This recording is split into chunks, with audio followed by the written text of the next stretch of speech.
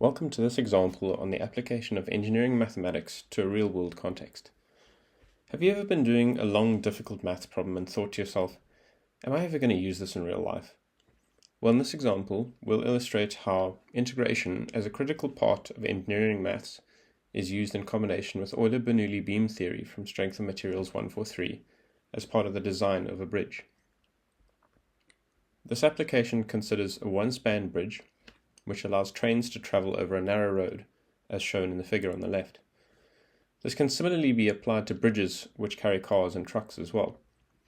To be able to design the bridge safely, we need to know what forces and bending moments are acting on the bridge due to the trains traveling on them.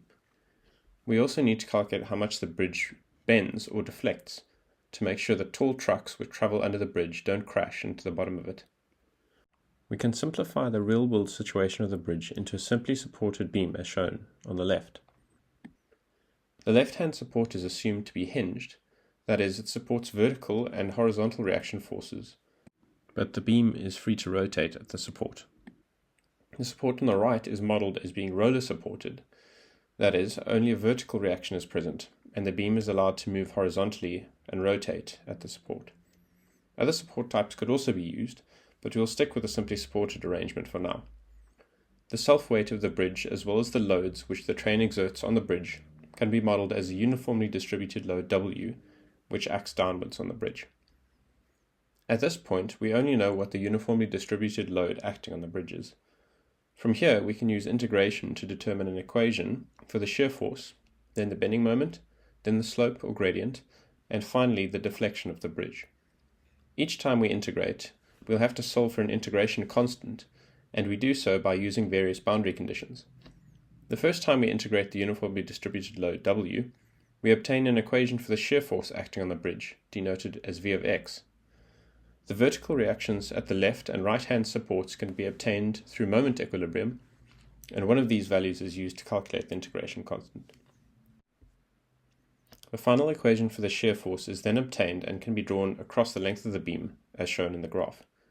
From the graph, the maximum shear force acts near the left and right-hand supports. If we integrate the equation for the shear force, we get the equation for the bending moment, m of x. Because the left and right-hand supports are assumed to allow rotation in this example, the bending moments are zero at the supports, and the integration constant can be calculated using either of these. The final equation for the bending moment is then obtained and can similarly be used to draw a graph of the bending moment along the beam as shown. Here we can see that the bending moment is a maximum in the middle of the bridge. If we integrate the equation for the bending moment, we obtain an equation for the slope of the beam. At this stage, though, it's important to remember that, as part of Euler-Bernoulli beam theory, the slope and deflection of the beam are dependent on the stiffness of the bridge.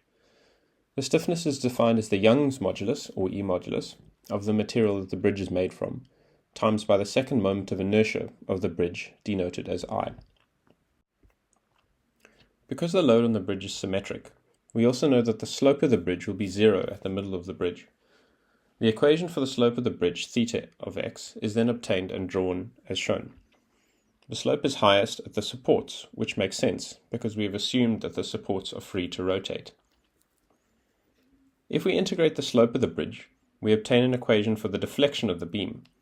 The deflection must be zero at both the left and right-hand supports, and either of these can be used to calculate the final integration constant. The equation for the vertical deflection of the bridge, delta of x, is then obtained, and the graph of the deflection of the bridge across its length is shown.